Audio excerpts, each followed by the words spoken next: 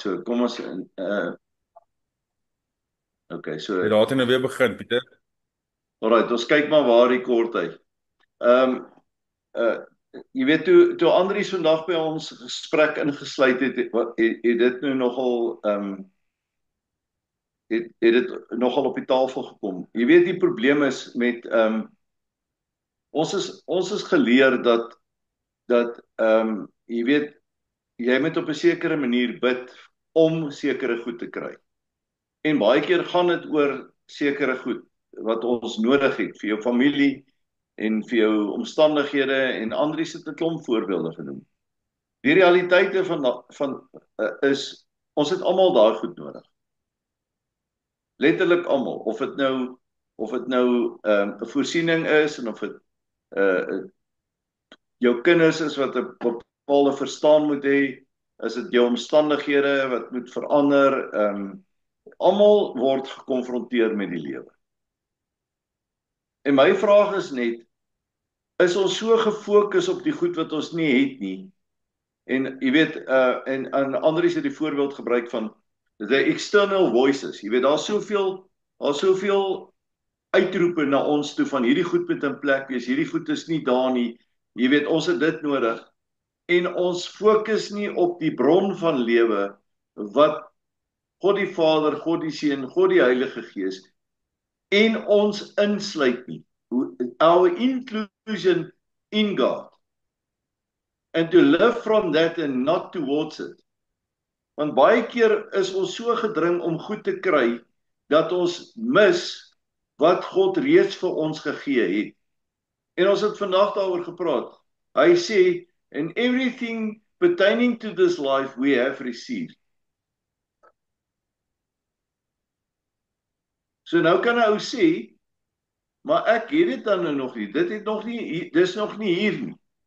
So my vraag is, moet jy dan nou dit roep of moet jy dan wat Nolien gesê het aan God se karakter vashou om te sê hy weet wat is die beste vir my. En in ons verhouding sal jy agterkom wat die Here sê om hom te herinner daaraan of om dan nou te spreek of dankbaar te wees, wat ook al die Here vir jou sê om te doen, dit moet jy doen. Maar ons is nie daar nie. Ons gryp baie keer na resepte. Ons gebruik na metodes want ons is so desperaat. Want eintlik is die probleem baie keer of meeste van die tyd dat ons nie noodwendig met die Here letterlik praat daaroor nie. Dat ons dink ons praat met hom daaroor. Die verhouding moet van so 'n aard wees dat die Here sê, maak alles aan my bekend, al jou begeertes, al jou bekommernisse. En dit was my boodskap van Sondag. Want as ek die term judgment vir jou op die tafel sit, wat is die heel eerste ding wat in jou kop opkom? In baie gevalle gaan dit punishment wees. O, knor, ek is in die moeilikheid. Ek het dit nie gedoen nie, ek is ongehoorsaam in dit. Maar die woord judgment beteken dat God is a righteous defender of each and every human being. Nou dink net daaroor, as jy vir iets vra en God sê, ek is jou righteous defender en ek wil net die beste vir jou hê. Is daar ruimte vir jou vir dit om te sê ek kan sonder dit klaarkom vir solank die Here dink of die Here besig is of wat ook al in my hart moet verander of in 'n ander ou se hart moet verander. Maar Andries het vandag het hy vir Nolien en vir Armand en vir my en die mense wat daar om ons was voorgehou. Ons kan nie mekaar se lewens leef nie. So ek kan nie regtig vir jou sê wat jy moet doen tensy ek iets by die Here gehoor het rakende jou nie. Maar God wil nie skinder nie, hy wil dit met jou deel.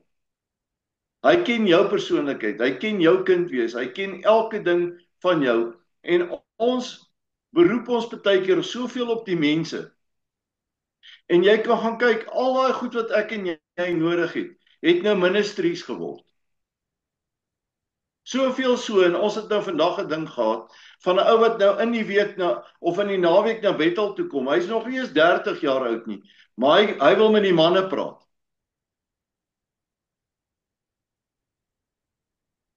Hy het 2 babietjies of 'n babietjie. Hy weet nie waardeur baie van ons wat groot kinders het, wat verstaan, wat experience het, wat uitdagings het, wat al lewenservaring het nie. So die feit dat jy 'n gift het, beteken nie jy het 'n mandaat vir ministry nie. Om met ou mense te praat nie. Die woord sê die ouer mans met die jonger mans leer. Nie die jonger mans die ouer mans nie. Maar hy het nou 'n gawe. Hy het nou 'n ministry. Great. Ek het nie 'n probleem met jou ministry nie. Maar gaan doen jou ministry waar die Here vir jou regtig sê om dit te gaan doen. Moet dit nie, jy kan dit nie 'n oop platform maak nie. Die woord sê, jy kan nie 'n novice net sommer in leadership sit nie. Want hy het kennis, maar hy het nie wysheid nie. Hy het nie life experience nie. En dis ons probleem. Want ons beroep ons op goed. Want die woord sê, nou ek wil sommer nou terwyl ons nou hier besig is, ekskuus, ek wil nou nie te lank praat nie. Daar's 'n skrif wat sê wat jy op aarde bind sal in die hemel gebind wees, wat jy in die hemel bind sal op die aarde gebind wees. Het ek dit reg gekwout? Wie ken die skrif? Nee, dis hoe die ouens dit quote nie, maar dis nie hoe dit staan nie. Hy sê dit wat reeds gebind is, sal gebind wees. En dit wat reeds ontbind is, sal ontbind wees. So ons kom hier en ons is baie spiritually engaged en dan wil ons in sekere goed engage en ons wil, Here, ons sluit dit oop en ons bind dit en ons doen dit en dan word dit nie waar nie. Dan sit ek en jy met disappointments. En mense sit met disappointments want iets het nie waar geword nie. Ek het dan die naam van Jesus verklaar. Wel die 7 seuns van Skefa het dit ook gedoen. Toe sê hy, ek ken vir Jesus, ek ken vir Paulus, maar wie is jy?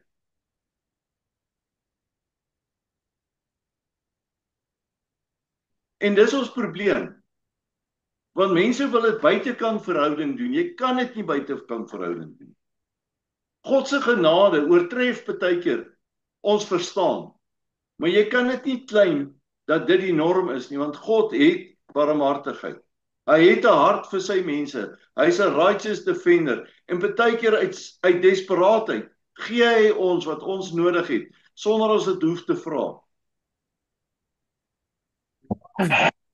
En dit is waar die verhouding moet kom. As ons vir elke ding moet vra, wanneer kom ons by daai plek in ons verhouding dat ons net die Here vertrou vir wie hy is en nie vir sy hand nie, vir wie hy is. En die meeste mense praat met die Here oor goed wat hy vir ons moet doen. En die Here sê, ek het alles wat ek by die Vader gekry het ek nou vir julle gegee. Julle is die liggaam en ons moet dit doen. Saamwerk. Ons het so 'n bietjie daarvan gepraat verlede week. God working with us. En dit is 'n moeilike ding vir mense om te verstaan. Here, nou hoe moet ons dit doen? Wel, praat met die Here. Praat met die Here. Hy is jou pa. Nou Lien het dit nou net gesê. En hy sê as jy my soek, sal ek dit vir jou bekend maak. Ek sal elke manier kry. As my kleinkinders hier in die pad speel, dink jy ek gaan hulle los daar sodat hulle 'n les moet leer om nie in die pad te speel? Of dink jy ek as 'n oupa of 'n pa, 'n aardse natuurlike pa, gaan alles in my vermoë doen om hulle te beskerm sodat hulle nie raak gery word? As jy dit verstaan, gaan jy iets verstaan van God se benadering, God se fokus op my en jou as mens. Of jy reg is en of jy verkeerd is. Inteendeel, hoe meer verkeerd jy is, hoe harder skree jy.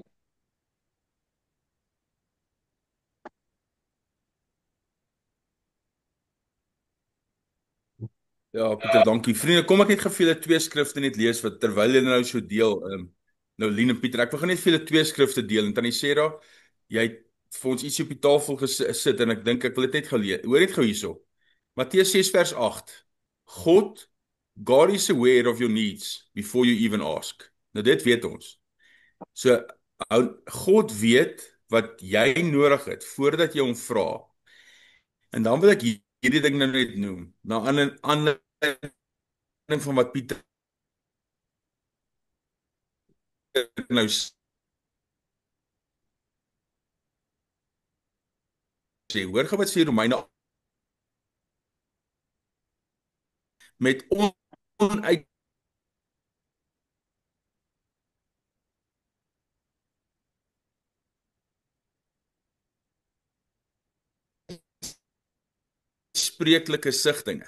As 'n ander skrif net jou sug.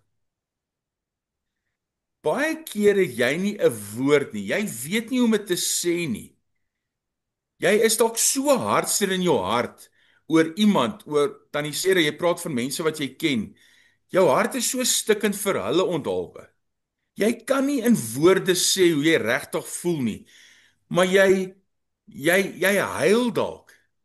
Jy het nie nodig om 'n woord te sê nie. Die Here weet presies. Nou ek glo baie sterk en ek is van die opinie dat daar is nie, Pieter het daarna verwys, daar is nie 'n stap 1 tot 10 to answered prayer nie. So tannie sê daar as iemand vir jou as tannie die vraag vra, moet ek aanhou of moet ek net een keer vra? Dis tannie se verhouding met die Here. Dis ons verhouding met die Here. As ek hom vir die volgende jaar lank met hom gaan praat oor Here, ek het nie Jenny nodig, u ken my hart. Dan sit alright, hy verstaan. Want hy weet wat jy nodig het voordat jy vra. Hy weet jou hart voordat jy vra. So ek dink net om by Pieter aan te sluit. Ek dink nie daar's 'n reg en verkeerd as dit kom by hierdie goed nie. Ek dink dit is absoluut net 'n verhouding. Here, nie net wat u vir my doen nie, maar Here wie u is. En in alles laat ek ontdek wie u is in my lewe. Ja, dis maar hoe ek dit sien. Ek weet nie iemand anders hoe jy dit sien nie. Dan sê daar help dit, is dit Ek dink dit antwoord my vraag, hoor. Ek dink elke is okay. Se woorde het my vraag beantwoord. Dankie. Ek sien Mario het sy hand op en dan na Mario wil ek dalk net iets sê. Ek het net terwyl Pieter gepraat het en nou het Jaco ook net so rondom dit gepraat. Ek dink net aan daai skrif in Matteus wat sê moenie besorg wees oor wat jy gaan eet of wat jy gaan aantrek nie. Daai hele gedeelte wat ons so goed bekend is mee, wat sê soek eerstens die koninkryk van God en hierdie dinge sal bygevoeg word. Nou, wat is die koninkryk van God? Is righteousness, peace and joy.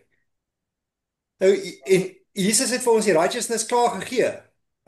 Ons is righteous deur hom, so dis klaar daar. Dit behoort klaar vir ons vrede te bring. En as ons daai vrede het, behoort ons blydskap te hê. So dis eintlik al klaar daar. So dit sê eintlik gaan net dieper daarin. Weet, wees dankbaar vir die regverdiging wat ons het. Ervaar die vrede wat hy vir jou gegee het en ervaar blydskap. En as jy daaroor klaar joy ervaar het, is dit wat jy gaan aantrek of dit wat jy moet eet? Is dit nog steeds vir jou so 'n krisis? Of is daai vir jou genoeg? En ek dink dit is wat Pieter sê, want moenie die giver gee of die gifts gee nie. Gaan kyk waar die giver is. Die goeders wat dit wie hy is, behoort vir ons die blydskap en die vervulling te gee, eerder as die goeders wat ons uit sy hand uit kan ontvang. Ja, Mario, baie dankie. Skosbaar. Dis presies dit. Dis moet baie mooi op. Dis baie kosbaar. Pieter. Ja, jy sien, ons probleem is nie die goed wat die Here antwoord nie. Ons probleem is die goed wat die Here nie antwoord. Jy sien, en hier is waar ons probleem lê. Nou het ons verwysings. Ons het indoktrinasie. Want nou weet jy nie, as ek aanhou vra, dan is dit 'n bewys dat ek nie genoeg geloof het nie, of het ek nou genoeg geloof? Het ek aan die vereistes voldoen? Verdien ek dit? Verdien ek dit nie? Nou dis die storm wat in ons harte en in ons denke is, wat mense nie maklik op die tafel sit. Jy sien, en nou wil ek by daai plek kom en nou wil ek die vraag vra, wat is die leuen wat in jou hart ingekom het rondom hierdie ding? Want nou die enigste manier hoe jy dit kan toets, is jy kan dit net toets met aan hand van die waarheid wat getuig deur die woord en die backing van die Heilige Gees en verhoudings. Want dis waar ons storm lê, want ons wil nie die Here teleurstel nie, want as ek nou soos Hanna moet prewel en prewel en prewel en prewel, sê die Here, okay, ek het jou gehoor, hier's vir jou 'n baby. Dankie Here, tog uit my jammer gekry. Jy sien, want dit is die probleem. Baie mense dink God het ons so jammer gekry dat hy sy seun gestuur het om hierdie prys te betaal. Dis 'n verwronge evangelie. Want as jy nie jou waarde besef in Christus nie, as jy nie die geregtigheidsbegrip en verstaan en definisie van versoening en insluiting in Christus as 'n geskenk kan ontvang nie, gaan jy met enige iets anderster buite kan dit sukkel. Die volgende ding is jou aanbidding. Die volgende ding is, moet ek gee, moet ek nie gee nie. Hoeveel moet ek gee, hoeveel moet ek vergewe, moet ek nie vergewe nie. Moet ek verdra, moet ek nie verdra nie. Moet ek laat gaan of moet ek nie laat gaan? Want eintlik waarmee jy stoei eintlik met jou waarde en jou gemaklikheid met liefde in jou verhouding met die Vader, die Seun en die Heilige Gees. En dis hoekom die Vaderhart naweek so belangrik is, en dit gaan baie van hierdie goed aanspreek. Want dis nie net 'n tema nie, dis nie 'n teaching nie, dis 'n verwysing waarna jy sekere goed moet gaan meet.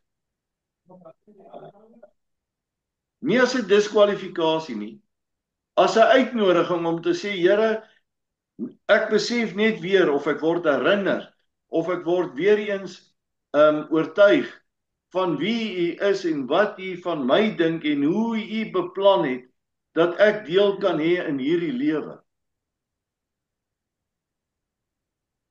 So steek gou op, wie het kinders of wie is betrokke in families waarin jy versorg en jy spoil.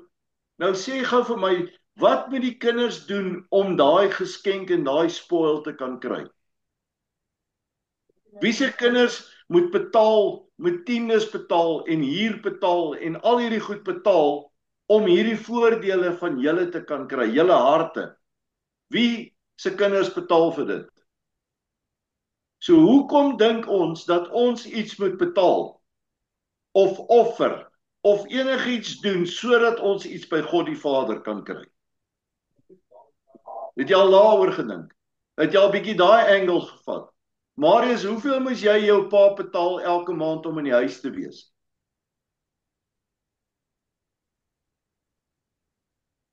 Wel, dit allemaal, toe ek groot was, daardskool of tydens skool? Nee, toe jy in die huis, toe jy 'n kind in die huis was, hoeveel het jy jou pa betaal vir kos en klere en verblyf en vir alles? Niks nie. Maar hoekom dink ons? God het hierdie verwagting van my en jou. Ons moet dan nou vra, het jy jou pa gevra of jy kan slaap? Het jy jou pa gevra, kan ek hierdie bord kos gebruik? Kan ek hierdie nuwe klere wat jy vir my gekoop het aantrek? Kan ek rugby speel met hierdie nuwe talks? Met hierdie cricket bat? Of moet ek dit bære vir 'n volgende seisoen? Nee, geniet dit, embrace dit, gaan doen jou beste my seun, want in dit maak jy my trots, in dit verklaar jy en openbaar jy eintlik wie ek is. Maar die kerk stoei met daai goed, die godsdienst stoei met daai goed, en ons kom nie by 'n eenvoudige verstaan van God se hart en sy karakter uit.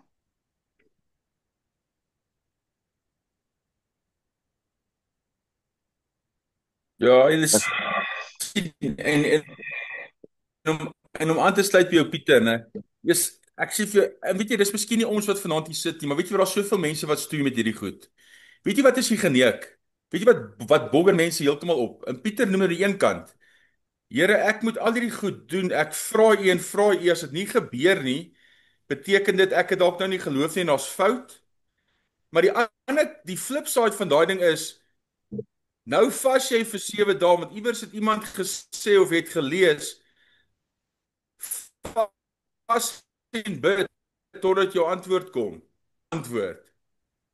Dan word dit jou doktrine en dan word dit jou fondasie, dan dink jy, o heerlikheid, ja, sien dit werk.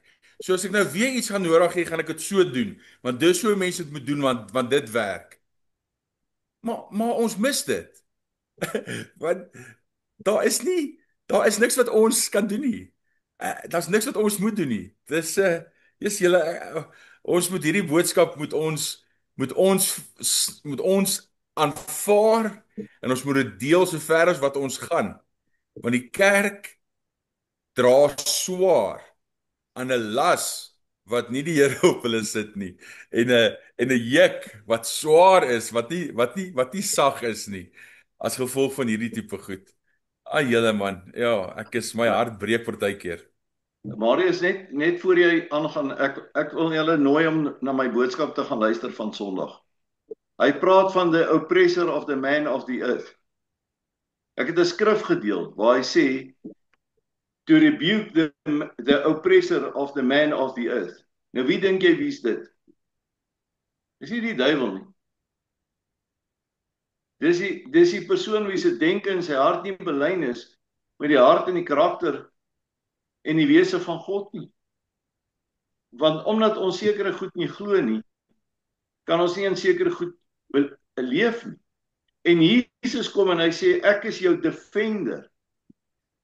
In jou nood en in jou swakheid, toe jy goddeloos was, het ek hierdie goed vir jou gedoen. En al wat ek wil hê jy moet doen is, jou werk is, glo dit. Jou werk is, vestig dit in jou hart. Jou werk is, vernuwe jou denke met hierdie waarheid. En nou kom ek en jy en ons word gekonfronteer en ons sê, maar dit kan nie so maklik wees nie. Dis goedkoop genade. Dit kan nie, wat moet ek doen? Here, wat verwag jy van my? Glo dit. En die Here sê, as ons nie soos kinders word in die koninkryk nie, gaan ons die koninkryk nie beerwe nie. En dis hoe dit by my, dis hoe ek by daai waarheid uitgekom het, want ek moes my indink as kind.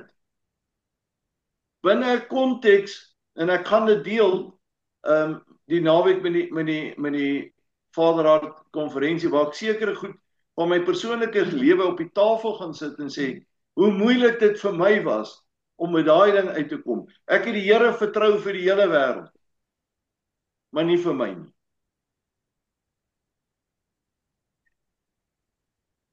Want ek het myself nie die nodige agting en waarde gegee, dat ek na sy beeldnis, na sy familie, na sy saad herskape is. Marius, Pieter, ek het my so 'n bietjie confused nou oor daai wat jy sê van wat jy nou so rukkie terug gesê het. Kan jy net vir my meer uitbrei op die tiendes wat die Here vra vir dit? Want volgens hoe ons grootgemaak is as jy soos op byvoorbeeld nou gras gesny het, dan kry jy nou R5. As jy nou kar gewas het, kry jy nou R15 of dis hoe ek grootgemaak is. Ja. Okay, so jy het gewerk vir 'n reward. Jy sien en dis ons uitdaging, want daar's sekere goed in die natuurlike wat baie mooi beginsels is en baie mooi goed het. Maar dit doen ons nie 'n guns wanneer dit kom by die Here nie. Want het jy al hierdie gebid? Ek vra hierdie dinge, Here, nie omdat ons dit verdien nie, maar alleen uit genade. So is genade nou genade of moet genade verdien word?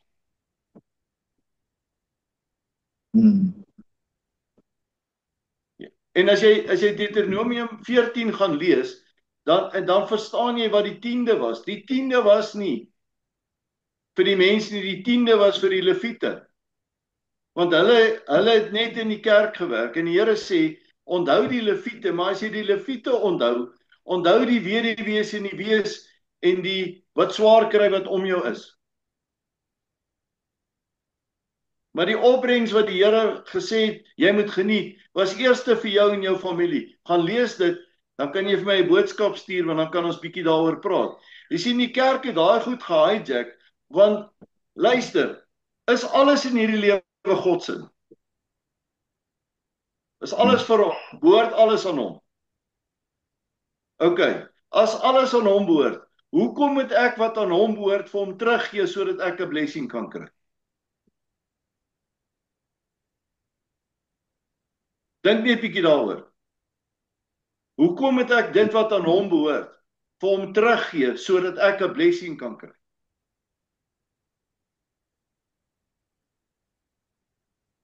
Jy sien, want ons het nooit hierdie goed ge-unpack nie. Ons het nie gaan fokus op God se hart nie. Ons het gefokus op dit wat ek en jy moet verdien en bereik sonder dat sy hart en sy karakter geopenbaar word.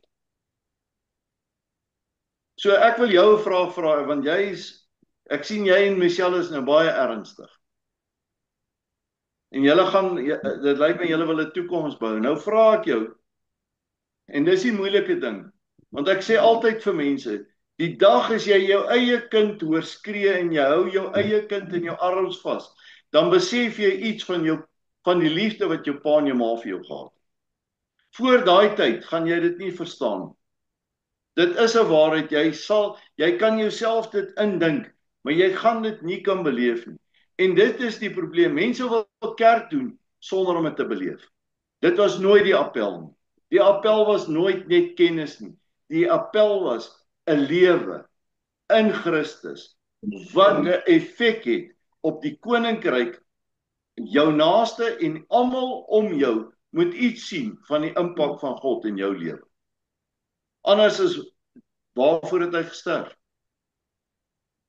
Nou beteken dit nie jy moet 'n missionary gaan word en jy moet dis nie wat ons sê nie. Ons sê Jaco het dit gesê. As hierdie boodskap, the Lord's message, the kingdom gospel, so impak op ons harte het, hoekom moet ons mense instruksie gee, mense aanmoedig, mense aanspoor, aanry om hierdie boodskap aan ander mense voor te hou? Maar dit wat nie lewe bring nie, vreet ons vir snot op, vir soetkoek. Ja, laat ek nou nie moeilik raak nie. Marius gaan lees Deuteronomium 14. Dan want hy sê daar, jy sal sien the principles of tithing. Dan lees jy daai gedeelte, dan sien jy hoe het goed aan ons voorgehou. Here het nooit 'n tiende verwag nie, hoor. Dis maar net 'n dis goed om te gee, maar gee soos wat jy in jou hart voorgenem het.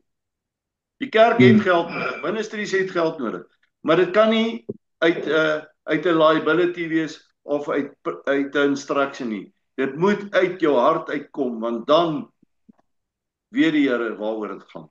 Dan weet jy ook waaroor dit gaan. Want daar's baie mense wat gee, want hulle kan. Dit beteken nie is 'n blessing nie. Reg, dankie Pieter. Yes, nog iemand. Ek weet nou soos ons is nou in 'n ander baan in. En ek waardeer dit. Dankie Marius dat jy dit bietjie ge-challenge het, want dis great. Jy hoor, ek love it. Want dit het jou in die dink gesit nie, jy sê nee, maar dis nie wat ek geleer is nie. En dis great. En dit hoef nie 'n argument te wees nie. Is net as jy die ding raak sien, en dit het ons baie keer gesê, as jy sekere goed raak sien, kan jy dit nooit nie weer raak sien. Jy kan dit nie uit jou mind uit kry nie. Dit is net daar. Jy kan dit nie uit jou hart uit kry nie. Dit is daar. En dit is wat ons graag wil hê vir mense.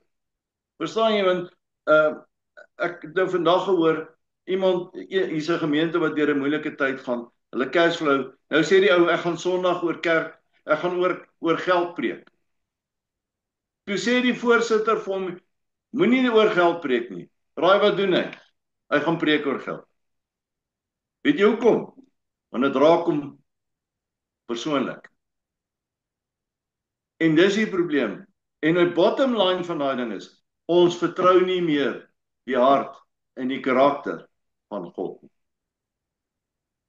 Dis die bottom line.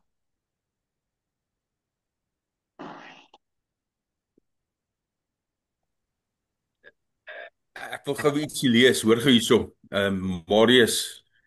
Matteus 5 vers 44. I say to you, love your enemies, bless those who curse you, and do good to those who hate you, and pray for those who spitefully use you and persecute you. Nou hoor nou hier. Matteus 5 vers 45. That you and on the good, and he sends rain on the just and on the unjust. For if you love those who love you, what reward do you have? And in vers 48, therefore you shall be perfect, just as your Father in heaven is perfect. Nou luister, die unjust, hoeveel mense ken julle? Hoeveel voorbeelde is daar nie in die woord nie? Van mense wat alles reg gedoen het, maar dit het gelyk of alles verkeerd gaan in hulle lewe. En dan kry jy mense wat dit amper lyk of hulle alles verkeerd doen, maar dit lyk of alles reg gaan. Jy sien God, nou sê die woord ons moet perfek wees, en vir jare is daar vir ons gepreek, jy sien jy moet perfek wees in jou doen en late, jy moet perfek raak, jy moet die regte goed doen. Want in dit is daar 'n reward, maar dis glad nie wat hierdie beteken nie. Hierdie beteken dat God die Vader het so 'n liefde, en Mario het daarna verwys, en Pieter sê dit oor en oor, en ons almal moet hierdie boodskap hoor. Vriende, ons moet hierdie ding dra in ons hart, en ons moet dit versprei so ver as wat ons kan. Ons is perfek, omdat ons weet, dat ons Vader is geen aannemer van persoon nie.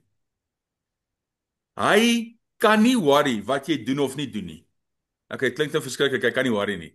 Wat ek bedoel is, dit verander nie hoe hy voel nie. Dit verander nie wie hy is nie. Maar Marius, jy sien, jou vraag is, jy sê, maar ons is anders geleer. Ons is geleer, ek moet reg wees, want dan is die Here gelukkig met my. Maar dit is nie so nie. I am perfect not in what I do. I am perfect in who he is. Okay, Pieter, het ek het reg? Jy het dit absoluut reg, en nou het jy die deur oopgemaak vir 'n groot vraag. So my vraag is dan, so my vraag is dan, as jou gebed nie verhoor word nie, wat dink jy, wat is die oorgrootte fokus en concern by die mens? Wat is die denke wat jy akkommodeer, hoekom jou gebed nie beantwoord word nie? Wat is die grootste rolspeler? Ja, daar's Eloise. Ja. Vir my is dit, wanneer 'n gebed nie beantwoord word nie, op daai spesifieke oomblik, is dit moeilik, en ek voel, ek het baie aanklank gevind wat Tannie Sarah aan die begin gesê het, en ek is ook baie keer, voel dit vir my, ek bid, en dan dink ek, moet ek nou aanhou bid daarvoor, of moet ek dit nou maar vergeet en aanbeweeg?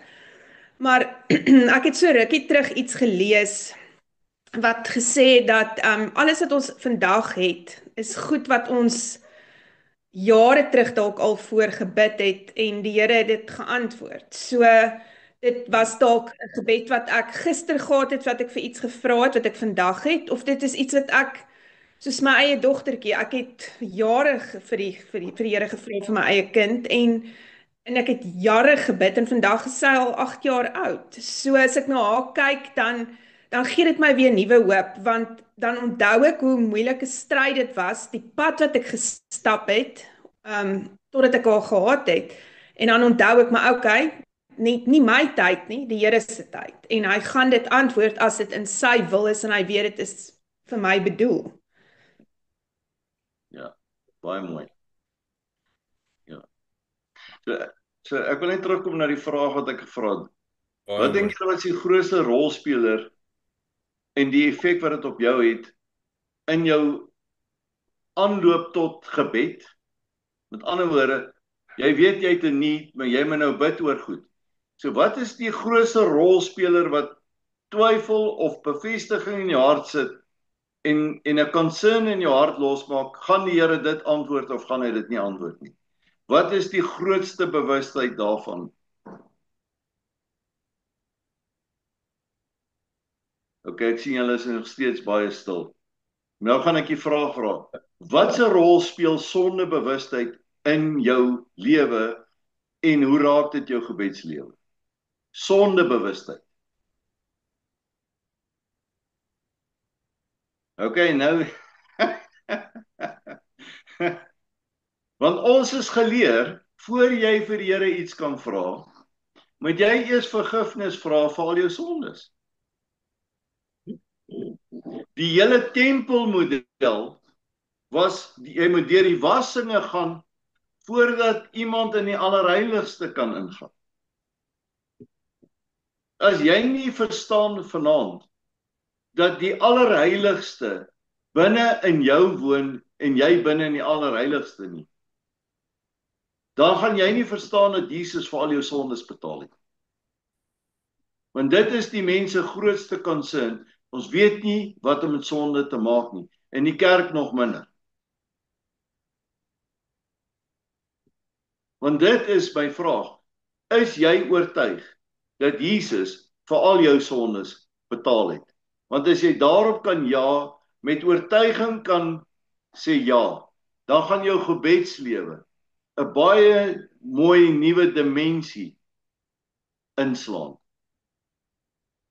Dan gaan jou verhouding met die Here op 'n spontane vrymoedigheid en 'n vryheid spontaan verdiep, omdat jy iets verstaan van wat Jesus vir jou gedoen het, sonder dat jy dit verdien.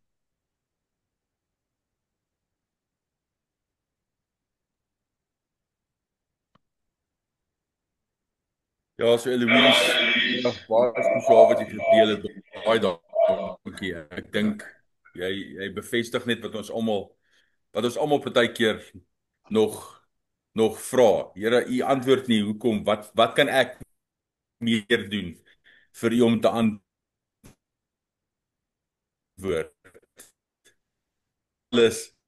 Dis alles in God se tyd, en jy het so mooi gesê. Dankie Pieter ook. Iemand anders, net voordat ons, wat nog ietsie wil sê, om ons net te stig en ons te bemoedig, en ook net jou gevoel omtrent die hele ding, hoe jy net weet, die Here hoor my.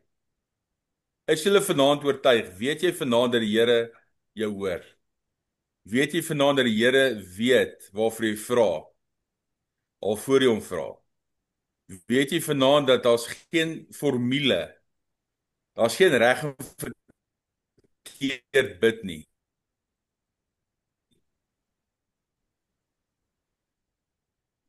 Ja, ek dink maar net as jou verhouding reg is, soos Pieter gesê het, dan kom jou gebed maklik. Maar as dit vir jouself is, ek het nie 'n probleem daarmee nie. Ek weet in sy tyd, ek het in my eie lewe ervaar. Maar as ek vir iemand anders vra, wat 'n groter nog verhouding het met God as ek, en familie, asseblief. En dit is moeilik om vir iemand anders te vra en niks gebeur nie. So vir myself het ek nog nooit getwyfel dat hy gaan deurkom vir my nie, en dat dit in sy tyd is nie. Ek het baie ondervinding van dit. Maar ja, as iemand na aan jou seer het, dit is bietjie moeiliker. Dis bietjie moeiliker. En ook iemand wat 'n baie groot verhouding het met God. Baie na, julle lewe, ja. So dit is maar iets wat ek dink elkeen met self uitklaar. Maar is moeilik as iemand naby jou seer het en jy kan niks doen nie. Is so. Is so dan is hier. Ekskuus, ek het nou uitgeval julle vir 'n oomblik, so sorry ek het nou gemis, Pieter. Ja, ag ek wil ook net sê, jy weet, ek dink baie keer word daar verwagtinge geskep by die kerk, jy weet, ons moet vir alles bid, en jy weet, Andries het vandag 'n voorbeeld daar genoem, hy sê, as iemand nou daar sit en jy kan sien, hierdie ou het nou, jy kom agter hy siek, moet jy nou vir hom gaan bid, of moet jy nou nie vir hom gaan bid? Want die kerk sê jy moet gaan bid. Bybel sê, gaan lê die siekes die hande op en hulle sal gesond word. En toe kom ons weer by daai ding, Wat sê die Here? Wat moet jy doen? Vra die Here. As die Here sê gaan, dan gaan jy. Die Here sê nee, dan tree jy vir die ou in daar waar hy nou is. Ek loop nou op pad met 'n ou wat in Bethel is. Hy is in 'n bestuurspos en hy stoei met depressie. En hy sê vir my, die ding wat hom nou die meeste irriteer is die godsdienstige boodskap wat hy kry. Elke tweede ou wil nou vir hom bid. Hy sê dis nie wat ek nou nodig het nie. Wat ek nou nodig het is iemand wat opreg is, wat ek weet, wat vir my omgee. Hy sê want hierdie ouens drop die boodskappe en hulle wil dit doen, hulle draai om en hulle loop weg en hulle is nie naby my. Hulle het geen verhouding met my. En jy weet nou dis so dit voel of jy weet ek baie keer dit laat klink of die kerk alles verkeerd doen. Dis nie my intensie nie. Al wat ek sê is as ons nie 'n verhouding met die Here leef nie, dan beleef ander mense goed. Want hulle het onderskeiding en hulle ken opregtheid. Moenie dink omdat hulle nie in 'n kerk is nie, hulle kan nie waarheid raak sien nie. Hulle kan nie opregtheid raak sien nie. Hulle verstaan nie wat die leuen is nie. Partykeer verstaan hulle beter as wat ons verstaan. En ons moenie hierdie goed gering ag nie. En ek wil nie hê jy moet nou spanning hê oor gaan ek nou die regte ding of gaan ek nie die regte ding nie. Luister man. Daar's ruimte vir foute by die Here. Hy is ons pa. Hy is ons leermeester. As ons dit nie by hom kan oefen nie, waar moet ons dit oefen?